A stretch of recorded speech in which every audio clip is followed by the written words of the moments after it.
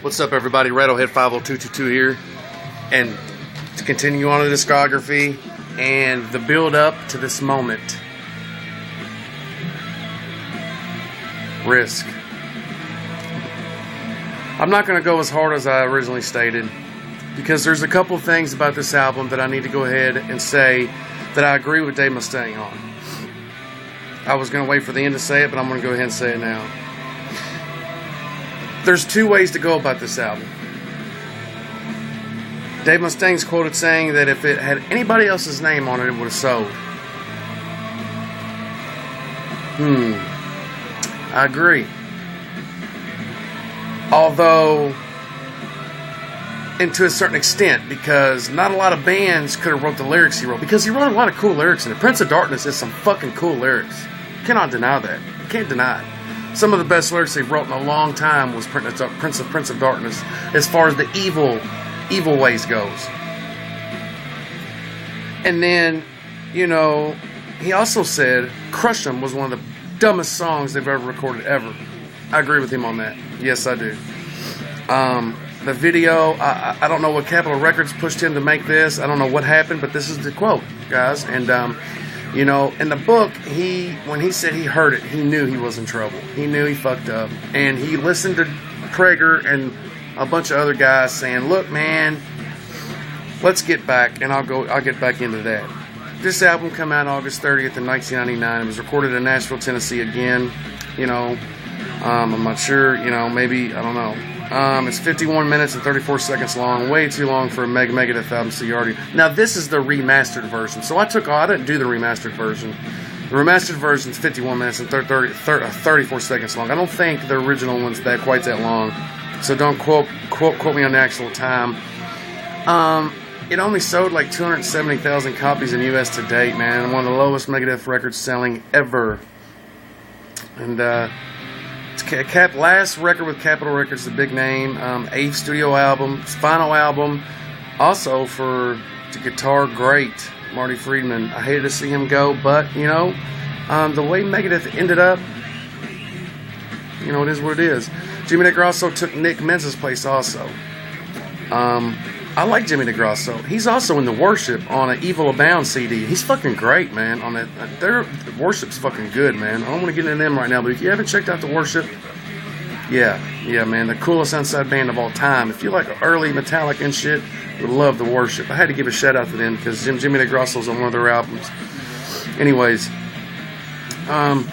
this was also meant to be a breakthrough to alternative rock and active rock. Notice I said rock both times. So metal wasn't even mentioned. Again, man, the artwork, I'm not sure what the fuck, man. I don't know. You know, I know it was meant to be Risk, and, you know, they could have portrayed Risk a little different than having a cheese with a mouse on it. I don't know. Or a rat or whatever. But, I don't know. Maybe, I don't think it was Dave's ideal at all. I don't really think so, man. I just think they got to him here in Nashville, Tennessee, and told him what they wanted, what to do, and he did it, you know. I mean, probably was bullied into doing it. I don't know. I mean, I really don't think he was wanting to go this soft on it, because on a few of these songs, man, some of their early stuff comes into play. It's just rock. Let's go into the tracks. Number one being Insomnia. When the first record, this is one of the records, I didn't buy Cryptic Writings when it first came out, but I did buy this one. Because on the radio, Capitol Records, again, being a great company, they are a great company. They're a big company, big record, and they promoted the hell out of this album, just like Universal did Super Collider. Although it wasn't the dupe, Super Collider wasn't the dupe this one was. It was quoted as being one of the most anticipated. Well, any Megadeth is one of the most anticipated albums of the year, because it's Megadeth, man. Let's be fucking for real, guys. These guys ain't no slouch. They're fucking one of the greatest fucking thrash bands of all time. They ain't a big four for no reason.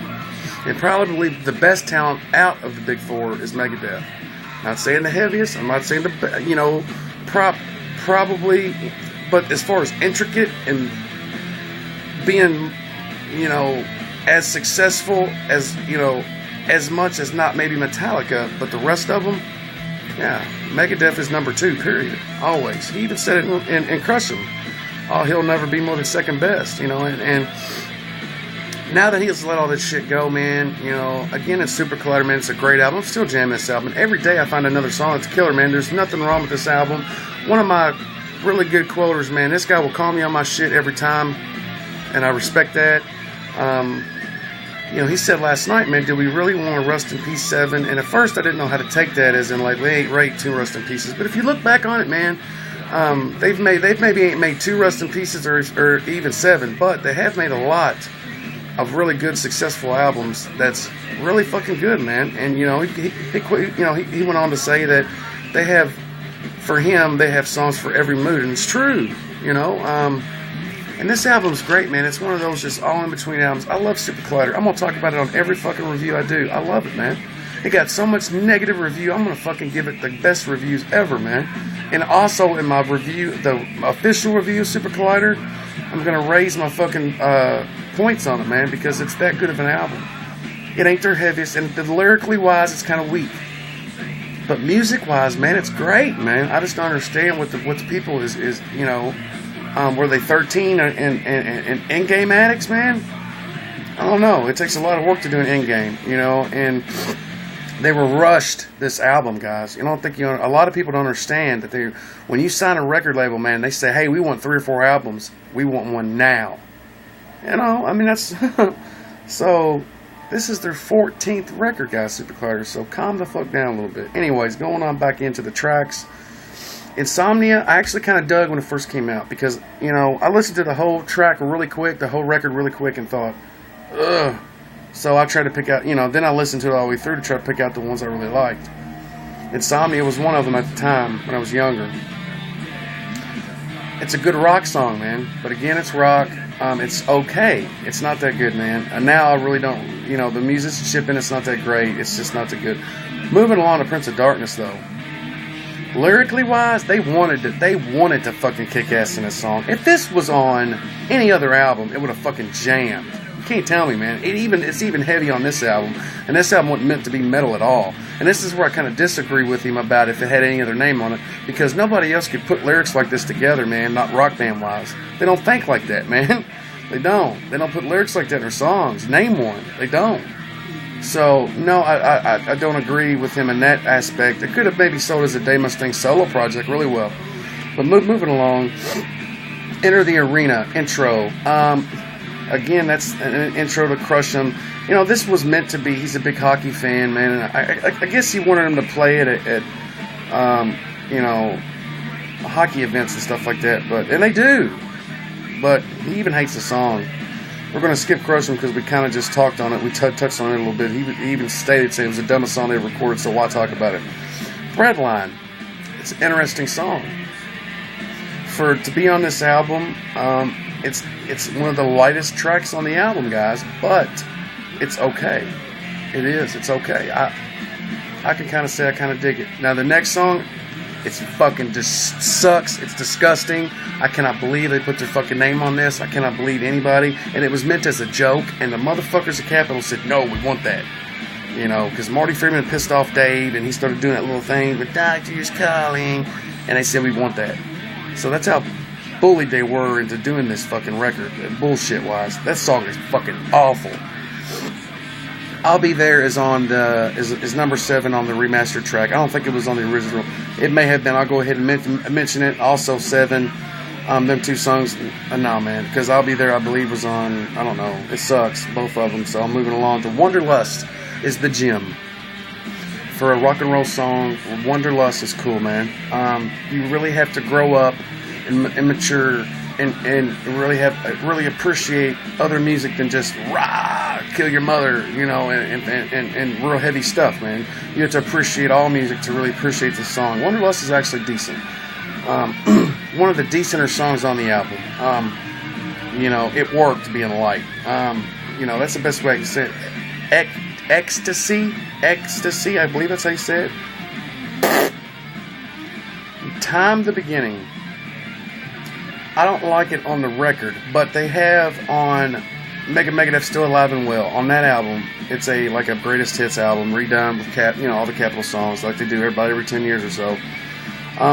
At the beginning of it, man, they play the beginning of Time acoustically, and then they go on to play use the man. And that's really cool. Acoustic-wise, it jams. It really fucking sounds good. Dave really does a hell of a job on acoustic. And he hates playing acoustic guitar. Everybody knows that. He says it's like having sex with your clothes on. Time the End. Now, again, it didn't make sense. It was just, I don't know, man. I don't know. So, basically, we have one great song lyric-wise, content-wise, music-wise, pretty fucking groovy, man, for this album, which is Prince in Darkness. Probably the best song heavy-wise on the album. And then we have Wanderlust, which is, for a rock and roll tune, is a gem. It's a track. It's a really good track. If you've never gave it a chance, really sit down and listen to it, man. The way he sings, it's wonderful, man. It's really good. Breadline is another rock and roll song that I can kind of listen to. It's not like turn that shit off. But the rest of this album, throw it in the garbage. It's crap. I can't believe Dave let him bullet like that. And maybe that's, you know, and he was quoted saying that the reason why he left Capitol had nothing to do with music. So, you know, it was about his clothes. And he was into this producer. And I'm not even sure who produced this album. I didn't get into that far. I dislike this album a lot. The good things about it is Jimmy DeGrasso, he entered this band and had a good look for Megadeth, you know, going on to the next album, which is The World Needs a Hero. And we start to go back up from here, guys. And with that, comments, man, I got a bunch of great guys that comment on my shit, dude. Again, thanks a lot for that. Subscribe if you like. If not, Rattlehead 50222, the Stuttering Reviewer, out of here. Thanks for watching, and have a fucking thrashing evening.